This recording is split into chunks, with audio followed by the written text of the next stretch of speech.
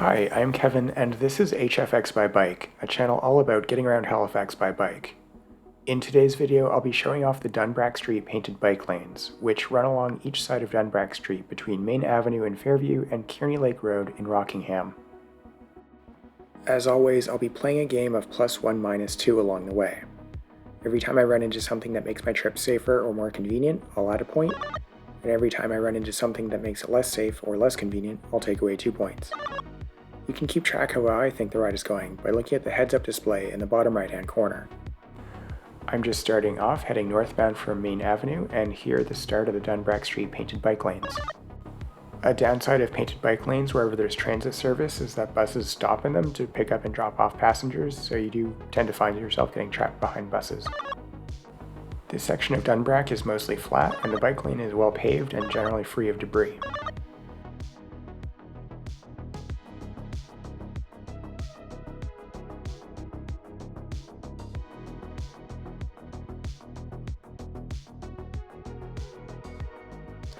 And freeze. This is a bit of a teachable moment for defensive riding. I'm moving at about 30 kilometers an hour and most of the cars are doing 70, so any driver that wants to pass me can easily do so without hovering ominously next to me. There's an intersection just up ahead, and the driver of the Mazda has pulled themselves into the rightmost lane at the very last second.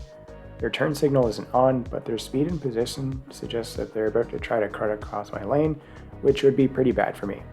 I can't really go left or right, and I can't accelerate much on my bike, so my best option is to pull the brakes and drop speed at a controlled pace. That was the closest near miss I've had since I started getting around by bike. I filed this incident with the police, but apparently the plates don't match the vehicle, so they're still looking for the driver. But of course, HFX by Bike has its own form of justice. And for no reason at all, I'd like you to remember this orange Toyota for later. Having right turn lanes and slip lanes cut through the path of travel of a bike lane creates dangerous conflict points for cyclists.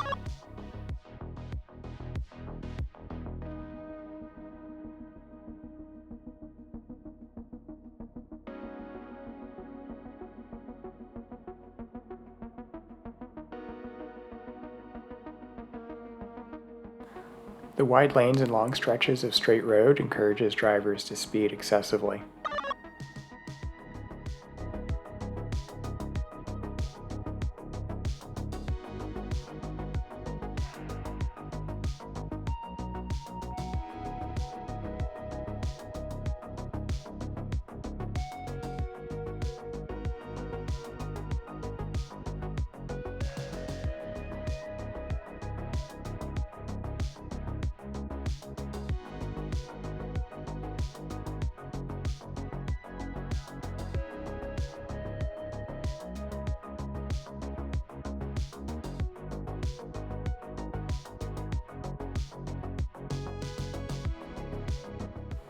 This bike lane opens up a major road for me, meaning that I can take advantage of an efficient path of travel through this part of the city.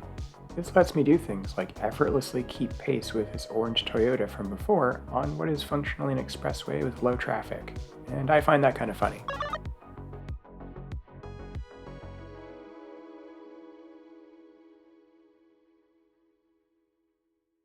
For my own safety, I have to hang back at basically every intersection with a red light because cars are positioned to make a right turn and there's nowhere for me to be. Bike boxes at intersections would solve this.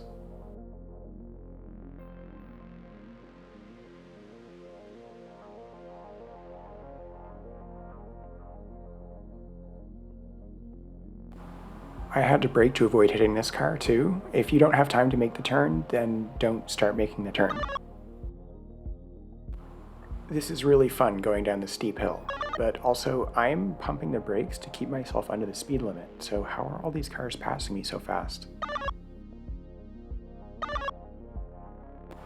This is the northernmost extent of the bike lane, and it doesn't connect to anything on this end. I'm going to head down Kearney Lake Road and turn around to do the opposite direction.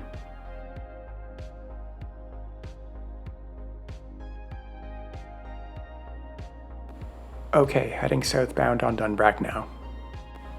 This hill was definitely way more fun on the way down. It's a bit of a slog, but it never gets especially steep. It's going to be climbable by most people.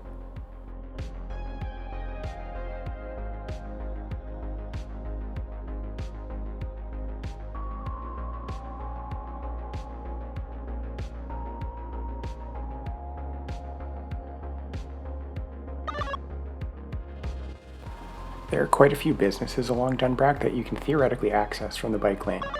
Actually getting to those destinations is going to be a bit of a hit or miss proposition depending on where you're coming from, since making left-hand turns from the bike lane with this kind of road layout, vehicle speeds, and large intersections is going to be challenging for most people.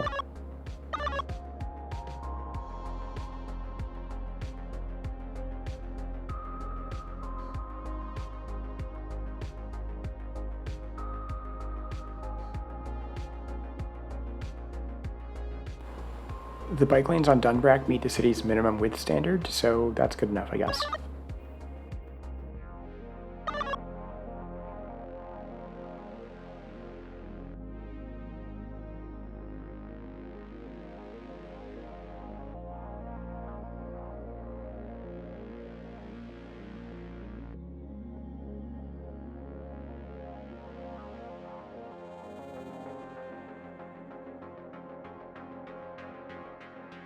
I'm back at Main Avenue, and this end of the bike lane doesn't connect to anything either. The lanes are about 3.6 kilometers long in each direction, so here are the bonus points.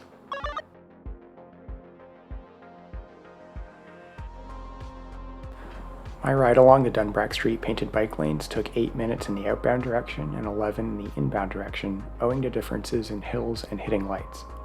Overall, the painted lanes on Dunbrack allow you to move quickly and efficiently through all of the neighborhoods along this section of Mainland Halifax.